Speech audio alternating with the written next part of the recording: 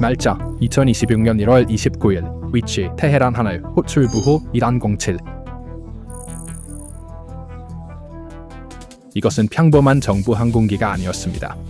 미라즈 에어라인스가 소유한 이 에어버스 A321은 서방 정보기관의 비행 금고로 알려진 혁명수비대의 가장 비밀스러운 작전 항공기였습니다. 프로토콜 기록에 나와 있지 않은 비행, 공식 기록에 숨겨진 이륙 허가. 그 비행은 플라이트 레이더 24에서 가장 많이 추적된 비행이 되었고 소셜미디어에서 추측을 불러일으켰습니다. 일부는 이를 외교 방문으로 보았고 다른 사람들은 정권 고위 관리들이 러시아로 도피하기 시작한 것으로 해석했습니다. 그러나 진실은 즉시 밝혀졌습니다. 이란 대통령 메수드 페자시키안과 그의 대표단은 러시아 지도자 블라디미르 푸틴의 거처로 향하고 있었으며 이는 상당히 주목할 만한 그룹이었습니다. 하지만 이 비행기는 외교 사절단만을 태우고 있지 않을 수도 있습니다. 덩체 아래에는 국가의 운명을 바꿀 만큼 무거운 화물이 실려 있다고 주장되며 비행기의 경로는 북쪽에 얼어붙은 땅, 모스크바로 고정되어 있습니다. 페자슈키안과 그의 사절단이 하메네이의 90억 달러 재산을 푸틴에게 제공하기 위해 출발했을까요? 알아보려면 먼저 경로를 살펴봐야 합니다. 비행기는 모스크바로 가는 가장 안전한 통로를 따라 국제 공역을 최소한으로 사용하여 카스피 해위를 미끄러지듯 지나갔습니다. 이 경로는 놀랍지 않습니다. 아마도 이란 대표단은 제재 때문에 아무것도 드러내고 싶지 않았거나 화물이 무엇인지 숨기고 싶었을 것입니다. 야당 소식통에 의해 유출된 정보에 따르면 화물은 세타드 자산의 물리적 및 디지털 키로 구성되어 있었습니다. 세타드는 하메네이의 개인 통제 하에 있는 이란 국가 내의 거대한 금융제국입니다. 이 구조는 석유에서 의약품, 부동산에서 통신까지 모든 것을 통제하며 그 가치는 90억 달러로 추정됩니다. 테헤란 거리에서 사람들이 빵 한 조각을 위해 경찰과 충돌하는 동안 정권의 엘리트들은 이 막대한 재산을 안전한 피난처로 여기는 러시아로 옮기고 있을지도 모릅니다. 따라서 이것은 방문이 아니라 대피작전일 수 있습니다. 그래서 페제슈키아는 푸틴과 악수하기 위해 모스크바에 간 것이 아니라 하메네이의 퇴직 보너스와 정권의 플랜 B를 크렘린에 금괴 잠그기 위해 간 것일 수 있습니다. 왜냐하면 테헤란에서는 이란 종교 지도자의 발밑에서 땅이 문자 그대로 미끄러지고 있기 때문입니다. 우리가 기술적 세부 사항을 파고들수록 작전의 중대함이 더 명확해집니다. 미 해군은 지난 48시간 동안 페르시아만과 오만해를 철권으로 단속했습니다. 항공모함 USS 에이브러햄 링컨이 오만만에 정박하는 동안 동반 구축함 USS 프랭크 E. 피터슨 주니어와 USS 스프로원스는 그 지역을 완전한 봉쇄 구역으로 만들었습니다.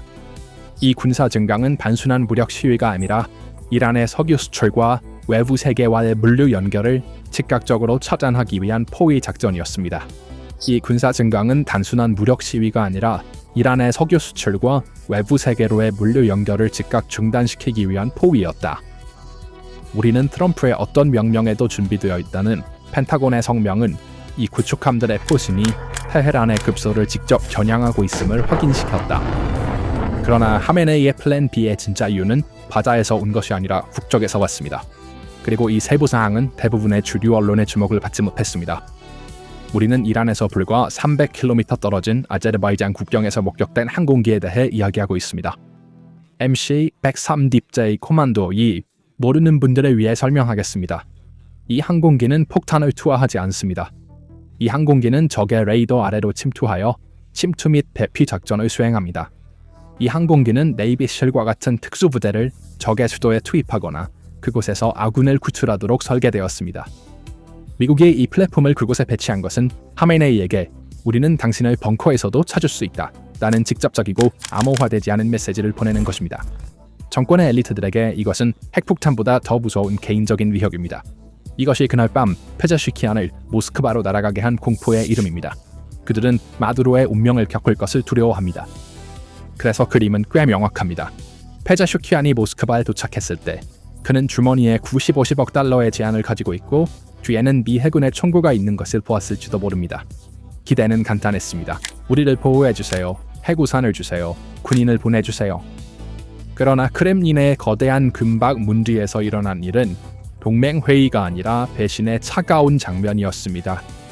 푸틴의 반응이 무엇인지 아십니까? 크렘린 대변인 페스코프가 세계에 발표한 냉담한 성명, 모든 당사자에게 자제를 촉구합니다. 외교적 언어를 번역해 봅시다. 스스로를 돌보세요. 이 말은 이란에게 완전한 충격이었습니다. 테헤란 정권은 수년간 러시아에 샤헤드 드론을 공급해왔습니다. 그들의 탄도미사일을 공유했습니다. 러시아 전쟁 기계를 지원하기 위해 자국 경제를 희생한 테헤란은 가장 어려운 순간에 외면당했습니다. 그러나 푸틴은 동맹을 구하기 위해 군함을 보내지 않았습니다. 그는 단지 그들이 탈출할 수 있는 경로를 열어두겠다고 제안했을 뿐입니다. 그렇다면 왜 푸틴은 돕지 않았을까요? 그가 원하지 않았기 때문일까요? 물론 아닙니다. 하지만 그가 할 수 없었기 때문일 수도 있습니다. 러시아는 우크라이나 전선에서 붕괴의 큰 위험에 직면해 있습니다. 전략적 예비군이 고갈되었습니다. 자신의 국경을 방어할 수 없고 쿠르스크 지역에서 우크라이나의 공격을 막기 위해 고군분투하는 군대가 미국 해군으로부터 이란을 보호하는 것은 물리적으로 불가능했습니다. 외교정책 보고서에 따르면 모스크바가 군대 대신 테헤란에 제안한 것이 무엇인지 아십니까? 감시 소프트웨어, 인터넷 검열 시스템, 경찰 방패입니다. 그래서 이 움직임으로 푸틴은 당신을 구할 수는 없지만 당신의 국민을 더 조용히 침묵시킬 수 있도록 도와줄 수 있다고 말했습니다. 이것은 초강대국의 고백이 아니라 이빨이 빠진 종이 호랑이의 고백입니다. 러시아의 안보보장은 그날 밤 모스크바 회의 테이블에서 사라졌습니다. 모스크바에서의 이 배신과 지도자들의 탈출 계획은 바이러스처럼 테헤란으로 퍼졌고 이 바이러스는 미국 미사일보다 정권에 더 치명적이었습니다. 지도자들이 재산을 챙겨 도망간다는 소식을 들었을 때 혁명 수비대 병사는 무슨 생각을 할까요? 그들이 도망가고 있다면 내가 아무 이유 없이 목숨을 걸 이유가 무엇인가? 이 질문은 몇 초 만에 군대의 서기를 무너뜨린다. 정보 보고에 따르면 현재 하메네이는 깊은 편집증 상태에 있다. 그는 자신의 경호원과 장군들을 두려워한다. 왜냐하면 선장이 가장 먼저 배를 버릴 때 선원들이 반란을 일으킨다는 것을 알고 있기 때문이다. 이 상황은 정권의 보안 기구 내에서 조용한 반란을 일으켰습니다. 거리에서는 상황이 완전히 황폐합니다. 탈출 소문은 이란 리알에 관해 마지막 못을 박았습니다. 테헤란의 그랜드 바자르 상인들은 돈이 이제 종이와 다를 바 없기 때문에 셔터를 내렸습니다. 그러나 미국 구축함들이 이란 해안을 뱀처럼 둘러싸고 있을 때 베이징의 침묵은 모스크바의 침묵보다 더 무서웠습니다. 완전한 침묵. 하메네이와 그의 고문들은 너무 늦게 쓰라림 진실을 깨달았습니다. 중국에게 이란은 운명적으로 맺어진 동맹이 아닙니다. 단지 싸고 위험한 주유소일 뿐입니다. 그리고 주유소에 불이 나면 현명한 운전자는 불을 끄려 하지 않습니다. 그는 차를 몰고 다음 주유소로 갑니다. 중국의 전략적 정부에는 감상주의가 설 자리가 없습니다. 시진핑은 테헤란 거리의 혼란과 페르시아만의 미 해군을 보면서 하나의 계산을 하고 있습니다. 에너지 안보입니다. 수년 동안 이란은 금지된 석유를 시장 가치보다 훨씬 낮은 가격에 중국에 판매해왔지만 이제 그 석유를 운반하는 것은 미 해군과의 직접적인 충돌 위험을 수반합니다. 베이징이 연간 6천억 달러를 거래하는 서방 세계와 미 태평양 함대와의 전쟁을 벌일까요? 단 하나의 이란 유조선을 위해서? 답은 아마도 단호한 아니오일 것입니다. 중국 해군 또는 PLA는 현재 대만 해협이나 남중국해에서 힘을 과시하고 있을지 모르지만 주목해야 합니다.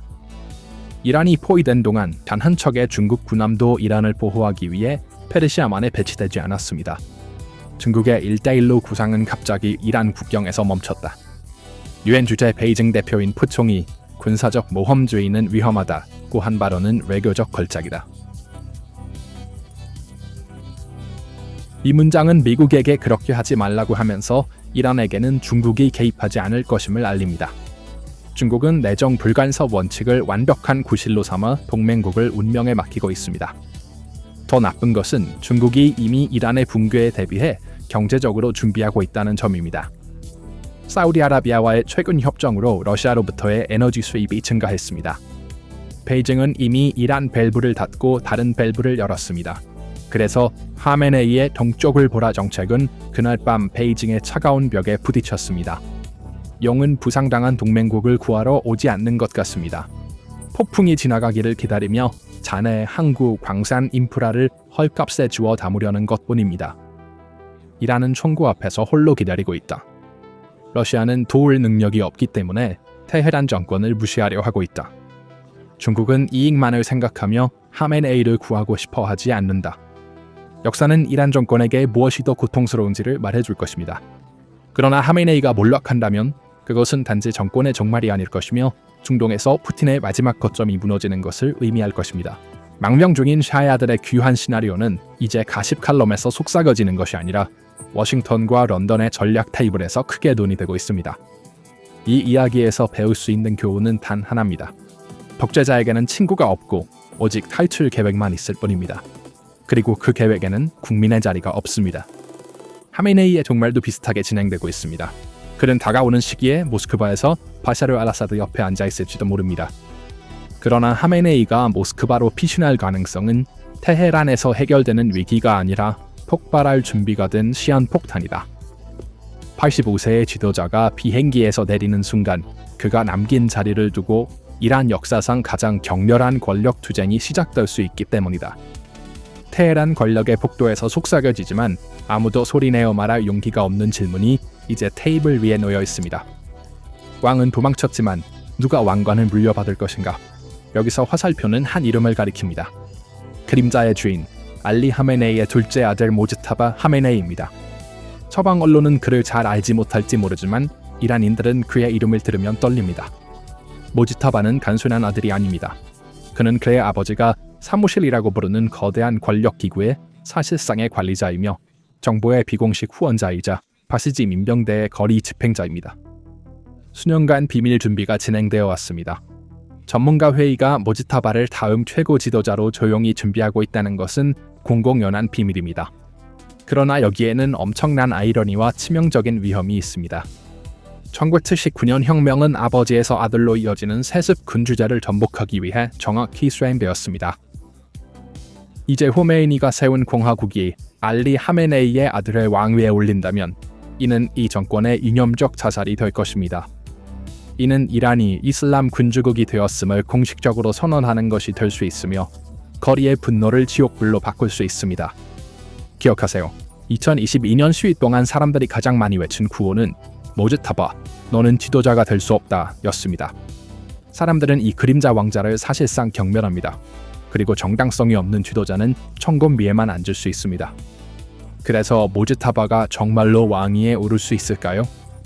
이때 이란의 진정한 주인인 혁명 수비대가 등장합니다. 하메네이 이후 시대의 성직자 계급이 권력을 이루면서 군부가 완전한 통제권을 가질 수 있습니다. IRGC 장군들에게 모즈타바는 양날의 검입니다. 한편으로 그는 아버지의 유산을 이어갈 안전한 피난처입니다. 다른 한편으로 그는 통제하기 어려운 야심찬 인물입니다. 정보 보고서에 따르면 혁명 수비대의 강경파는 군사 독재 모델이라는 다른 시나리오를 준비하고 있습니다. 그것은 종교 지도자의 자리를 상징적이고 약한 꼭두각시 인물에게 주고 아마도 나이 많고 눈에 띄지 않는 사람에게 주며 실제 권력을 군사위원회의 손에 완전히 집중시키는 것입니다. 이 시나리오에서 모즈타바는 장군들의 꼭두각시로 왕위에 오르거나 보안 위험으로 제거될 것입니다. 어느 경우든 이란의 신정시대는 사실상 끝났습니다. 이를 대체할 수 있는 것은 종교적 모티프를 사용하는 군사정권입니다. 이 상황은 정권 내부 파벌 간의 암살과 숙청으로 가득 찬 내전의 가능성을 내포하고 있습니다. 그런데 동전에 다른 면이 있습니다. 하메네이의 최악의 악몽, 레자 팔라비와 망명 중인 반대파입니다. 이 이름들은 하메네이의 도주와 모지타바의 미움받는 인물과 결합되어 처음으로 테헤란 거리에서 진정한 대안으로 울려 퍼질 수 있습니다. 만약 모지타바와 장군들이 서로에게 등을 돌린다면 그로 인한 권력 공백은 사람들이 니쉐이크라며 제3의 길을 요구하게 만들 수 있습니다. 그러나 이 전환은 순탄하지 않을 것입니다. 이란 지도 위에 높은 위험이 어두운 구름처럼 떠다니고 있습니다. 결론적으로 하메네이가 그 비행기에 탑승해 모스크바로 날아가는 것은 구원이 아니라 이란의 끝의 시작입니다. 그가 남기고 가는 것은 국가가 아니라 그의 유산을 나누기 위해 서로를 목조를 여는 늑대들의 경기장입니다. 그의 아들 모즈타바는 아버지의 로브를 입을 수 있을지 모르지만 아버지의 권위를 입을 수는 없습니다. 장군들은 탱크를 궁전 앞에 배치할 수 있지만 총으로 경제를 관리할 수는 없습니다. 호메이니가 말했듯이 이란 이슬람 공화국은 피로 세워졌습니다. 그러나 하메네이가 두려워하듯이 배신과 혼란으로 파괴될 것 같습니다. 역사는 우리에게 이것을 가르칩니다. 독재자들이 떠날 때 그들은 단순히 문을 닫고 나가는 것이 아닙니다. 그들은 보통 집에 불을 지르고 그렇게 떠납니다. 그리고 지금 테헤란에서는 그 성냥이 이미 켜진 것처럼 보입니다. 그래서 이것에 대해 어떻게 생각하시나요? 댓글로 의견을 공유해주세요.